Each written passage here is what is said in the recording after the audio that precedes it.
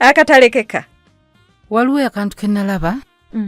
Omuntu omu yagamba weegendereza ebintu ebina bino osobola okuba n'emirembe igwe nga ggwe naye n'abantu. Nawulidde bagambye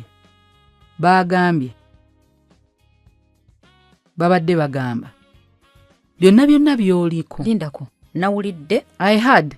I was told. They said. They are saying. Byonna biri ku bo. Si gwayogera. Ekyokubiri, abantu abo byonna byowulidde nti bagambye. Oli shuwa kye bayogedde kituufu. Bakyogeredde mu mutima mulungi. Ku muntu gwe bagamba oba ku kintu kye bagambako. Kubanga nsobola okujja okugamba ku kisaache nti mubi ng'amazima gali nti nze kizibu. Nze mubi si kisaache. Naye njagala okulaga nti nze ndi mulungi batono nnyo abavayo ne badmittinga nti babi. Nze mubi. Always ajja funa gwa blaminga. Era dduka mangu naye ejjawo.